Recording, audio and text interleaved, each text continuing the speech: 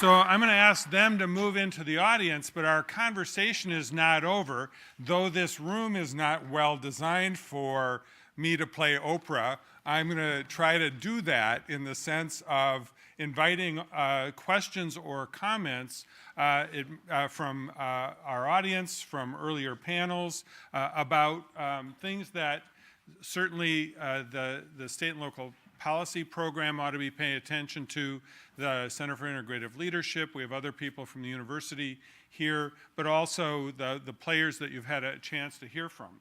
So I have to get out from under this. So questions or comments? Hold the mic to make sure you get it recorded.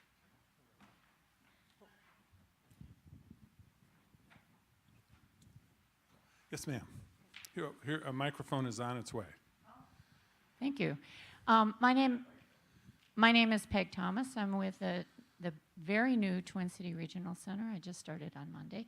But it's a grassroots effort in North Minneapolis to identify and develop the economic clusters in a hub or a community that has disparities, health disproportionalities, and very high unemployment. In some communities, 43% of the men are not working, so it's dubbed a labor surplus area. And I've been working with Project Sweetie Pie, which is looking at scattered gardens and ultimately creating food, a food corridor, and Asian Media Access, which is looking at global amenities, theater, cultural, arts support with EB5 economic dollars that they believe they have 30 investors, and that can help with this economic cluster development.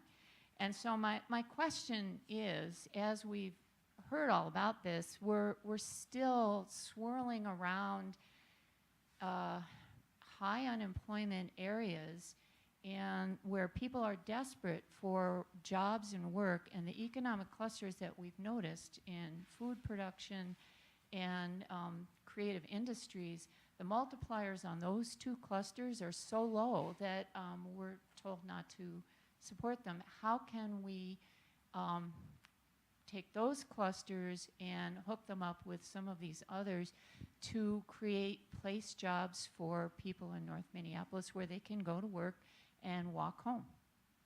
Great question. So, Libby, can I call on you? Because I think Peter and Libby made the point about thinking about this, the value of thinking about this from the Twin Cities regional perspective, but we also have the challenge of how do we drill down and create success in specific communities that may be challenged the way North Minneapolis is. Libby? As I listened to you talk about the story of North Minneapolis, several responses. First of all, you're highlighting the importance of place and the fact that within our region, within our regional economy, there are specific places that have very different experiences than what our 4.7% regional unemployment rate. So there are different experiences by place. One of the things that the council is currently looking at right now is to see how infrastructure helps different neighborhoods access opportunity. And certainly North Minneapolis is one of the key areas of focus. The other way of thinking about this, connecting more closely to the cluster conversation, is to look at some of the work that the Institute for a Competitive Inner City has done, working specifically with St. Paul and the St. Paul Port Authority, looking more broadly about how clusters in, call them the inner city neighborhoods of a region, connect to some of the broader clusters, and looking at the broader supply chains so that we're not having one broad set of regional clusters and another set of neighborhood specific, but thinking about how to make the overall strategic connections so that we all thrive collectively.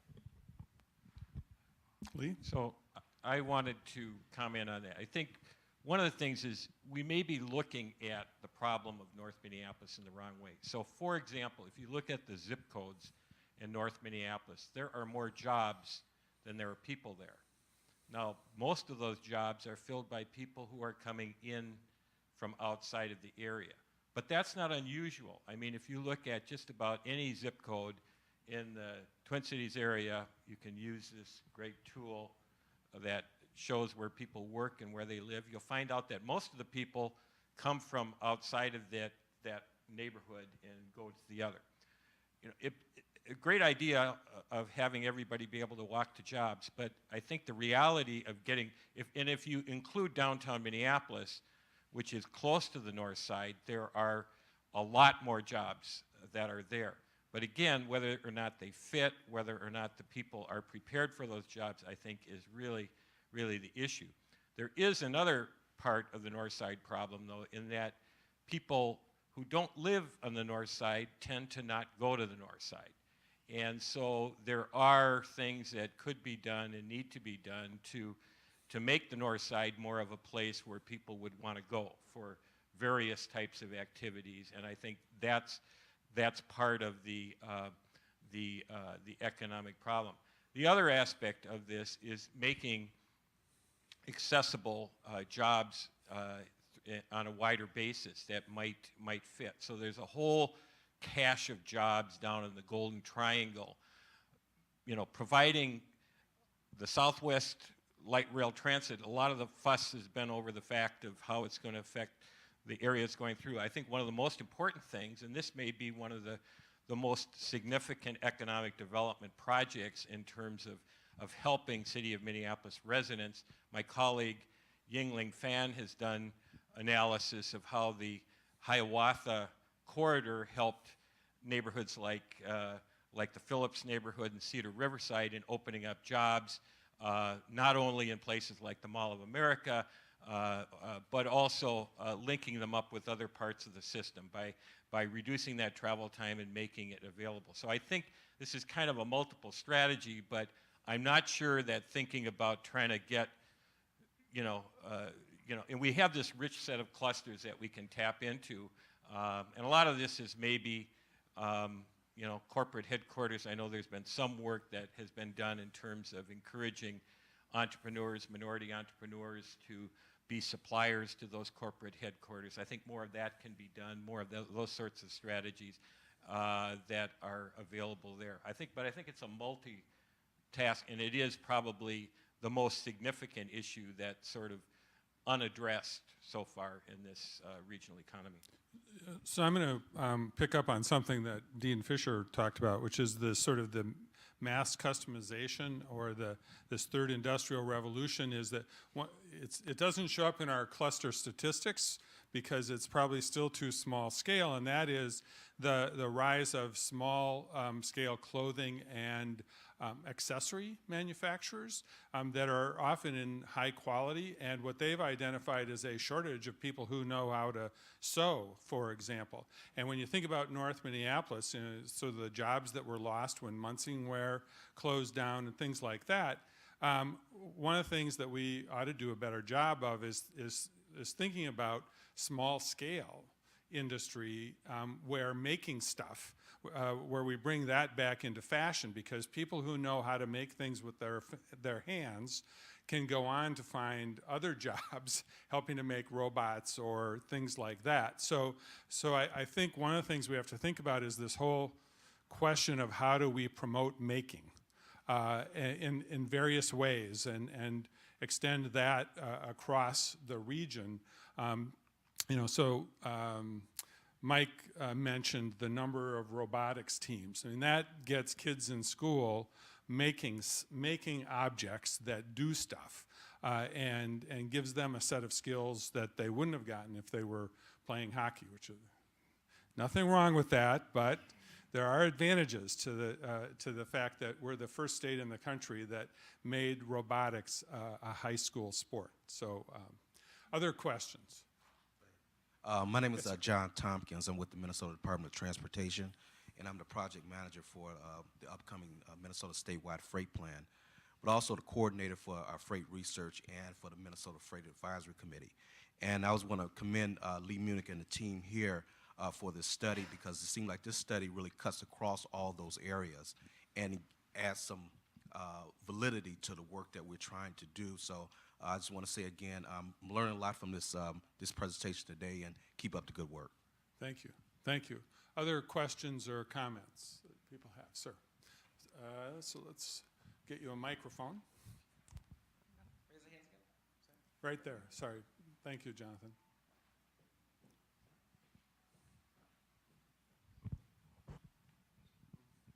Jim Zentner with Workforce Solutions, which is the Employment and Training Department of Ramsey County.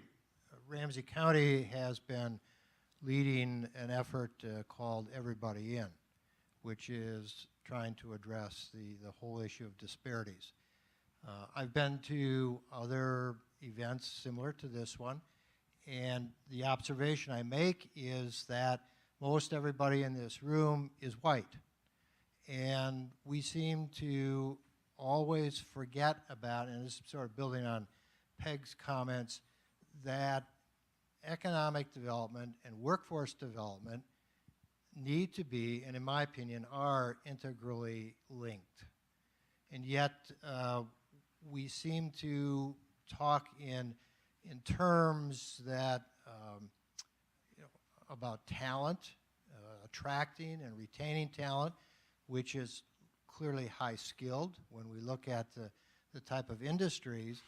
And if we are in this state going to ever successfully address the issue of economic disparity, I think economic development needs to keep, and for me it's a moral imperative that they keep in the forefront of their minds that the development cannot just be for people that we want to attract to Minnesota, that we want to retain in Minnesota, who are obviously high skilled, high paid, and so forth. We need to also think about the bottom quarter, the bottom half of the people who live here, who also have historically been the backbone, and we can't survive without their help too.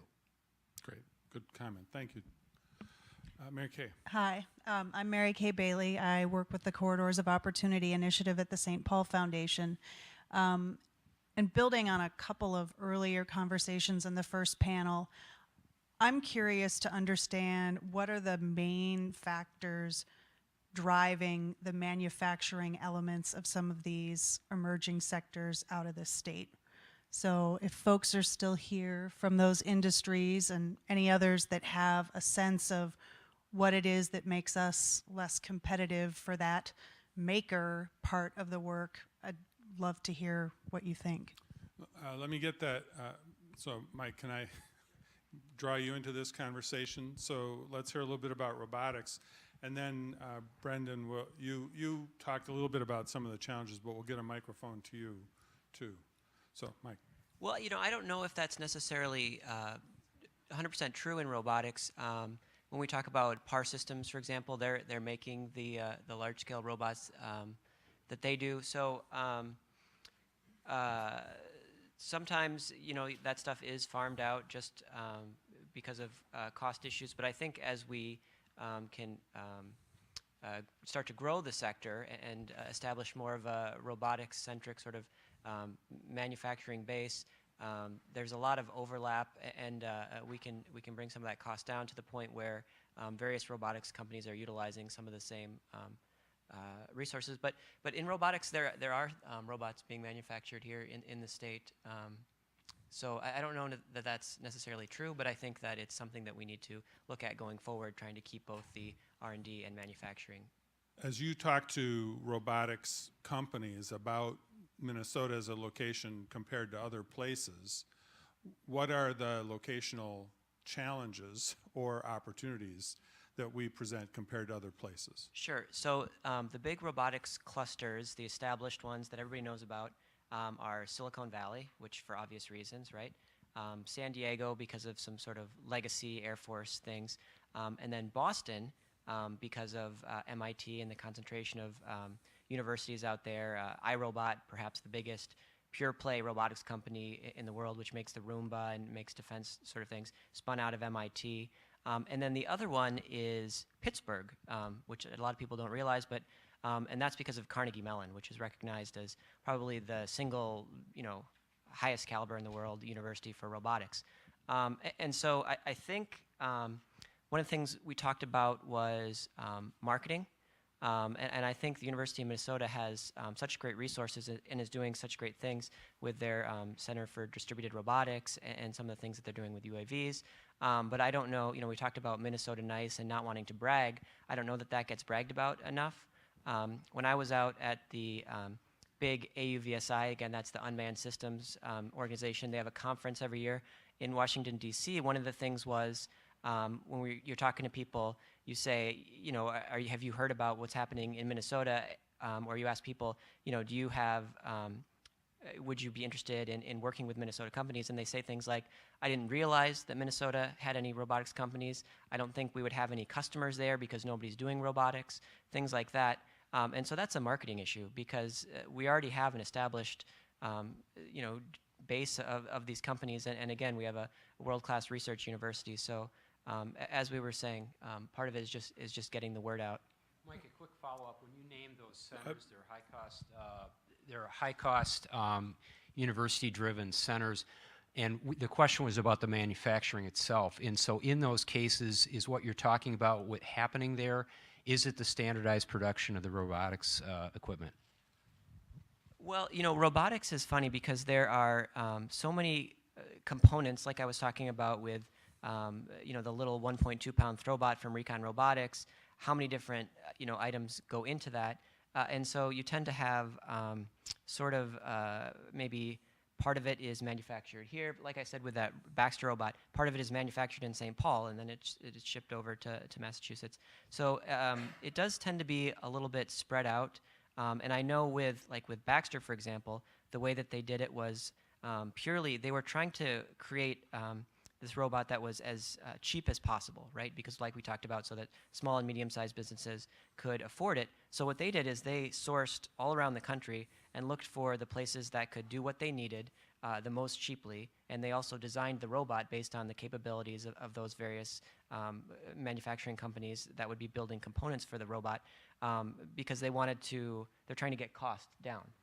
So they actually designed the robot based on what would be the most economical to manufacture in order to bring the cost down by a factor of, 10 from what it would typically cost. Well, and I think that speaks to the cluster that Lee and his team described was in advanced manufacturing, which requires high precision, small components, and that's a skill set that we've developed through the medical device industry, and I think that's one of the strengths we're building off. But it does, that gives you quality control, but it does have high skill requirements, which I think then presents a challenge for us creating opportunity for people who start without a strong skill base.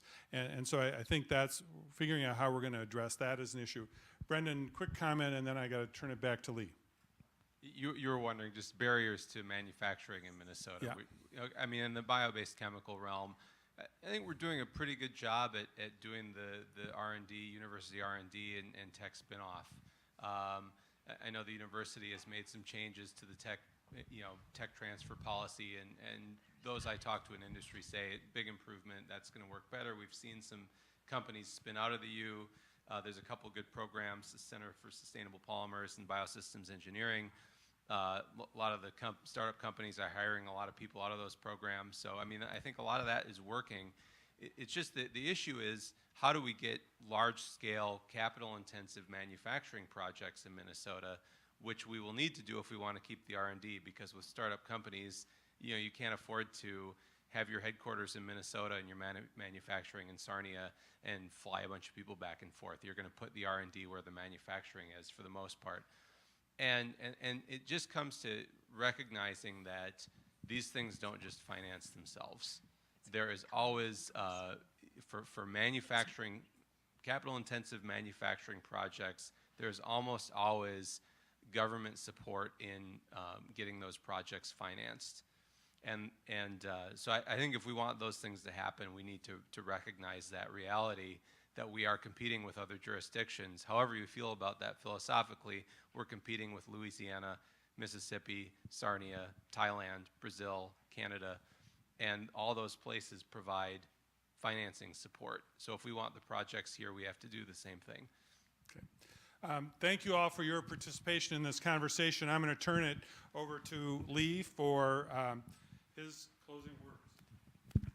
Well, first of all, I want to thank Steve and the Center for Integrative Leadership for co-sponsoring this conference with us, as well as the Regional Council of Mayors and the Metro Consortium for funding the project. I think, and I want to thank all of the panelists and speakers today who contributed their thoughts. I mean, this is a very exciting time, I think.